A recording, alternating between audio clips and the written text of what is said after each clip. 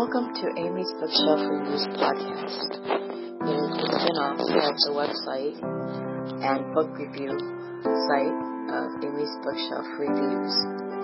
Amy's Bookshelf Reviews podcast is about book reviews, a writer's muse, a book's peruse, author interviews, and literary news. Welcome to the new year, where new things may happen with this. I hope you all enjoy, and thank you for listening. Good evening, listeners. I'm Amy, and welcome to Amy's Bookshelf Reviews podcast. Today we are joined by an author. Please introduce yourself and let the audience know how they can connect with you. Hello, Amy. Thank you for having me. My name is Elaine Griffin. My book is Shadows of Pleasure Gardens, regarding robberies and resources. You can connect with me at ElaineMaryGriffin.com or ElaineMaryGriffin_author on Instagram. Great.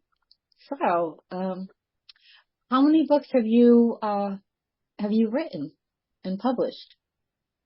I have one that is published, and I've written several others. I'd say 2 others finished novels, and then I'm working on another one as well. Well, congratulations on your debut novel. Thank you. So what made you kind of start writing, or have you always written?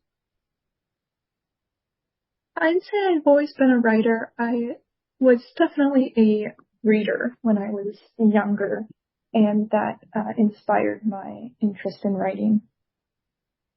Huh. Well, I'm glad for you and sharing your work with the world. It sounds like it was the right thing to do, and you obviously have a talent for it. I've read your work, so I am very glad to have you on today's show. So, well, thank you. I appreciate you saying that. So tell us a little bit about your book that has recently been published. My book is called Shadows of Pleasure Gardens. The subtitle is Robbing Robberies and Resources. This is a book that I wrote during this, while I was in this law school season of my life, and I was also working part-time at a horse racing track. And so it heavily involved, it's kind of set in a horse racing setting at the Pleasure Gardens, and it also involves, of course, the law in terms of the robbery that occurs and the subsequent pursuit of justice through the legal system, and Chester's kind of unwilling involvement in that, kind of being pulled into that system. It also really explores Chester's coming of age and deciding what to do with his life in terms of, as he leaves his professional career, decides he doesn't want to continue with his professional career as a banking apprentice and instead wants to go ride horses, and then struggles with whether or not that's really the socially responsible and also the responsible in terms of what his parents and his family expect of him, and what will end up being a long-term viable pursuit for him. And so that was also kind of an inspiration for this book. Oh, okay. So are you comparing your own life with a little bit of this?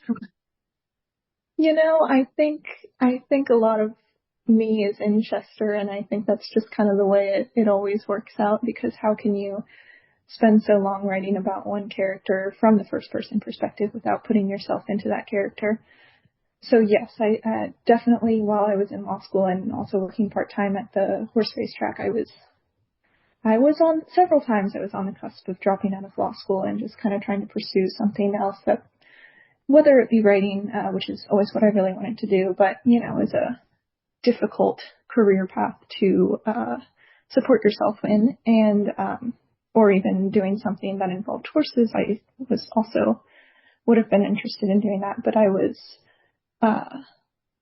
definitely struggling with, of course, having to find a career for myself where I can support myself was was one thing, but then also I had the great privilege to be able to attend Washington University School of Law on a full scholarship, and so part of it was understanding that I had been given this great opportunity, so kind of to leave it halfway through would be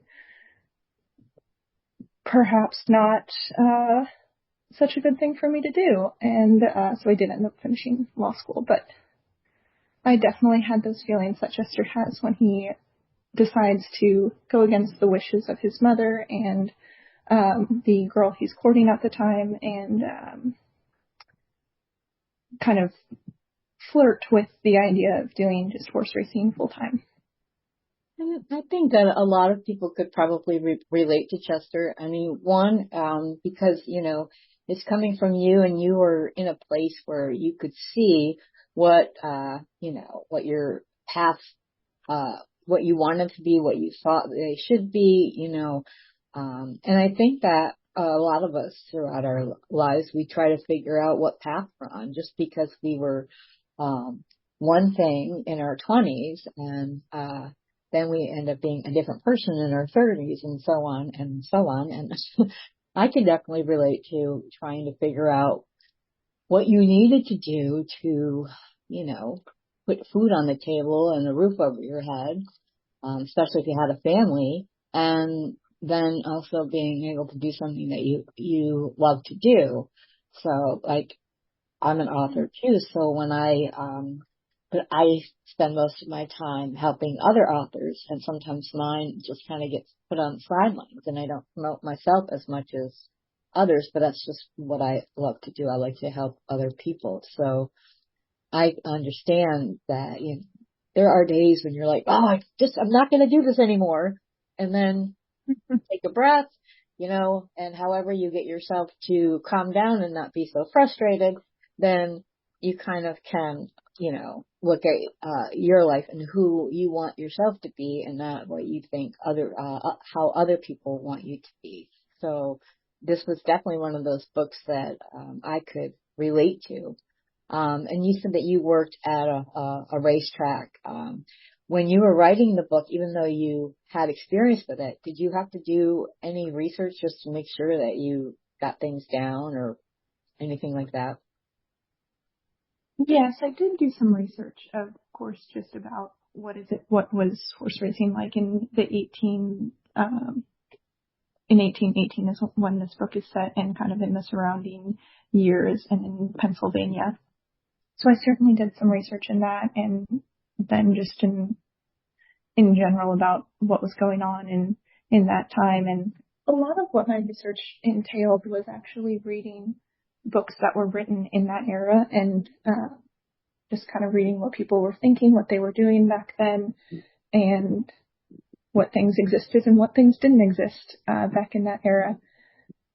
So that is what a lot of my research entailed. I will say this is not based on a true story or anything like that, so there wasn't that research that needed to be done, and all of these characters are completely made up, and any correlation with real people or events is completely coincidental. So that definitely lowered the burden of research quite a bit, and I generally say this is not a particularly well-researched book. If you're trying to learn about history through this book, that's not a very good way to approach the book. No, and I was even thinking about how people would approach it. I think they would just read it and they would enjoy it, and especially because even if this took place over 100 years ago or more, we can there's certain things in people themselves that carry on for I think people from the dawn of time wondered what their path was, and where they fit in, and what they needed. Sometimes there are things you have to do, and there are things that you want to do, and you hope that those two meet somewhere in the middle where you can do both. But sometimes you just have to do the have to stuff, and then the want to stuff may come later on. And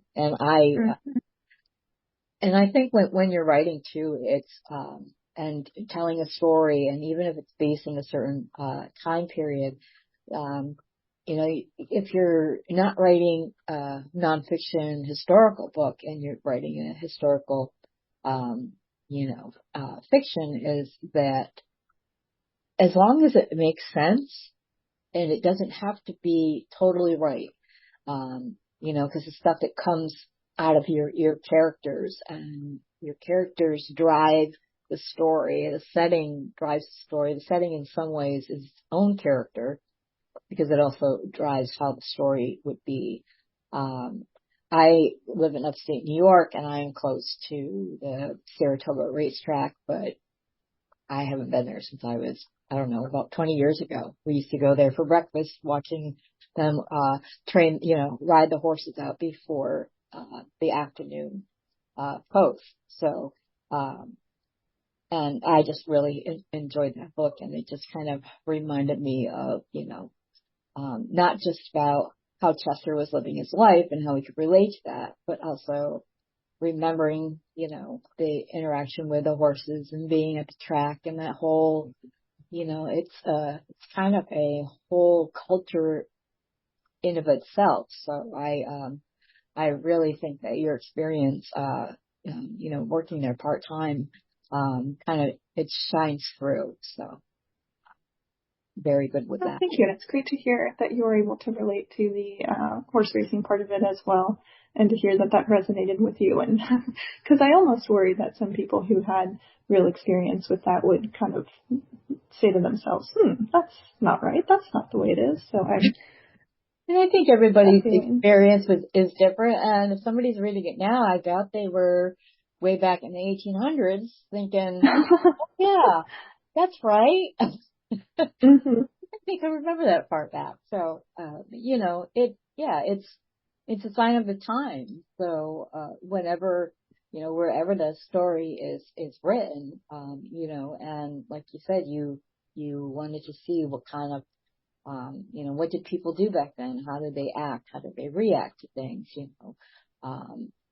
Was there, sometimes horse race, attendees, at a horse race, it was like, these, you had grandstand people, and then you had the ones that were, they have their own, box seats, and they go every year. And we, in the summers, like I know here around where I live, there are celebrities swarming all over the place because they all come for track season.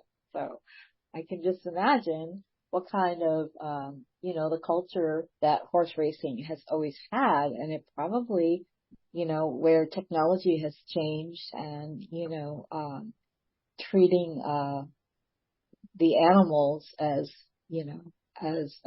humanely, and not as, just something that is to be raced upon. I think that it also shows through your story, that there is that respect for the animal and the animal's life. And Chester is, I must say, he's one of those characters that you just kind of understand what he's going through.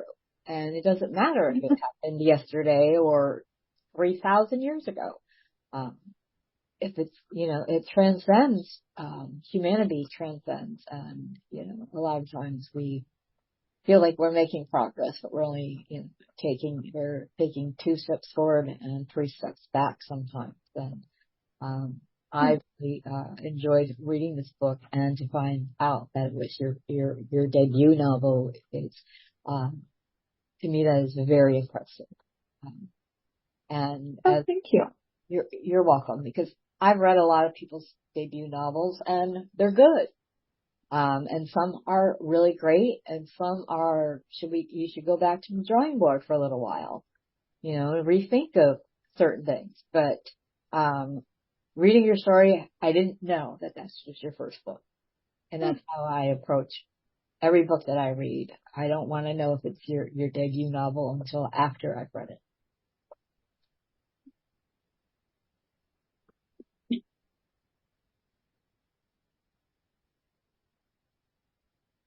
So you say you have some another book you're working on. You have a couple of novels that haven't been published. Are you thinking about publishing them?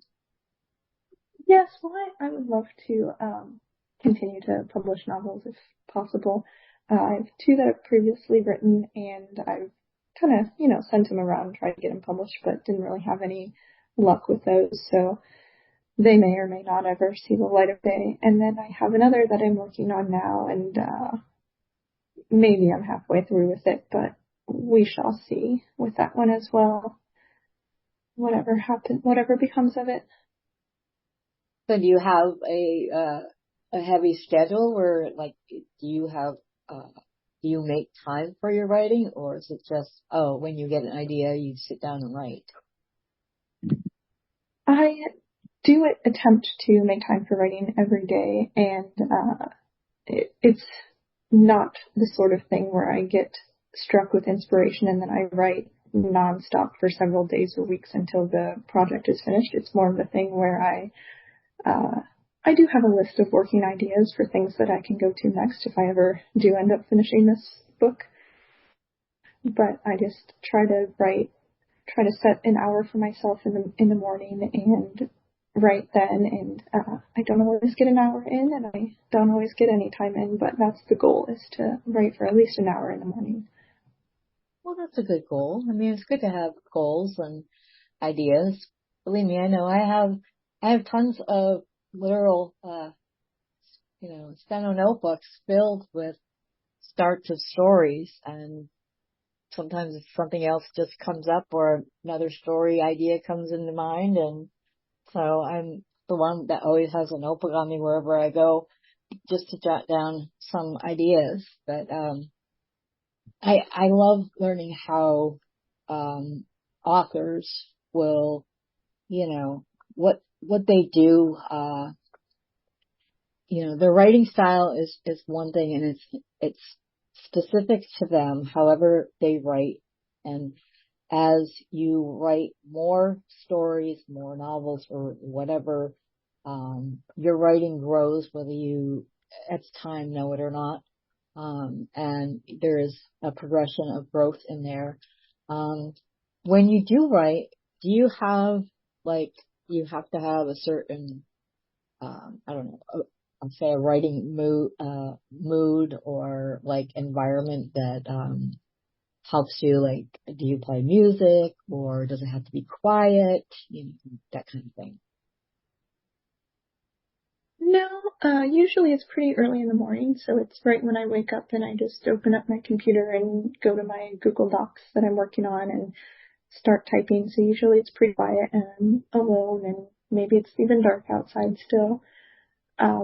It's, I would say it's not so much about the mood, and perhaps that's why I sometimes have trouble getting it done, but it's not, I don't need anything particular for it to be conducive to writing.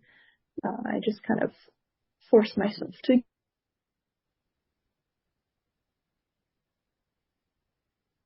Do you outline or you just sit down and write? I would say I've become more of an outliner. I think that really helps me when I wonder what comes next, and then I can just refer back to my outline. And the outline does change as I go along. But back in the day, I was not an outliner, and I've finished much more stories and books since I learned about outlining, or maybe not since I learned about. I suppose in the past I had this idea that if I wrote out the entire book ahead of time, it would just all be too predictable. Mm-hmm. And for one, I don't know that that's actually the case, and for two, I think I end up writing stuff that just is cohesive and has more of a good resolution and a good just plot line, mm-hmm. if I work it out ahead of time, versus otherwise I feel as though I'm writing just a collection of anecdotes and, with one central character, and that's what brings them all together, but there's not really a plot. Or at least I haven't figured out how to write a plot without an outline. Oh, well, I think that everybody has their own own way of writing, and if outlines work for you, and as long as, like you said, that, your outline changes. I've known authors that stick strictly by the outline, and they don't leave room for that inspiration or creativity that comes into it. So with your outline growing and changing, that, that helps keep you on task, I'm guessing. So, however you do write, it's your own. Those are your words, your voice coming through, from in your characters. So, and Chester is one of those characters that, he has, I'll say, different layers or different depths to him, and he's not just like one note. Because sometimes there are characters that are one note, or they just throw a character in just because they, I need a character just for this spot because I don't want this character to be talking to himself or something like that. And sometimes it works and sometimes it doesn't work. But I think that, as you write and you keep your focus, which is, seems like that's, how you are as a person, focusing on what you need to do and what you want to do. And it comes out in your writing, and your writing's a magnificent story. And so how, when a reader reads your work and can't tell that this person just wrote off the top of their head, or wrote from an outline, or wrote from sticky notes all over their walls, or I've heard it all, a whiteboard, spreadsheets and things like that, then, it doesn't matter how the writer got it there, but just that the writer's sharing their work with others. And doing that is, sharing your work with anyone other than yourself. It's brave, because you never know what someone's going to think once they read it. Because what you think of your own story and what someone else thinks may not be the same thing. It can be a little nerve-wracking sometimes. When somebody's supposed to be reading your work and you're trying to wonder what they're going to think about it. So, but definitely, your words come out beautifully, and you tell a magnificent story, and you can tell that there's a passion in your writing. And from reading, thousands of books over the years, well, I've been a reader since I was a kid, and I started writing once I learned how to write. But even before then, I like to talk and tell stories, make up my own versions of stories that I would read. And over the years, I can tell if someone is just writing in a way to make it, okay, it's a story, but it's technically and grammatically correct, but there's nothing behind it. There's no passion. There's just words on a page, and it makes you think that the writer didn't care what they were writing. They just wanted it to be perfect. And life isn't perfect. If it was, it would be extremely boring, just like any story. So Well, that's a good way to look at it. And, some people just, authors, some think they're competing with each other, but really the only person they're competing with is themselves in the last book that they wrote. But I am just thrilled that you let the world see this, read this book, and I hope that any audience here will pick up that book on the shelf. And in my books, or in this podcast description, I'll have a link to where they can purchase your book and any information that can go back to you. And do you have any, so you published your first book. How did you publish your first book? Well, all the credit really goes to my mother for this. She was my first reader and the editor of all of of this book. And so, I kind of showed it to her and I said, here's my book, you can read it. And of course she was very sweet about it and said she liked it a lot. And then, she kind of shopped around for some publishers and sent it out, I'm sure, to many publishers. And most of them, of course, never responded. And some said, that's not for us. And then, but I was able to publish with Black Rose Writing, and they are a publisher in Texas.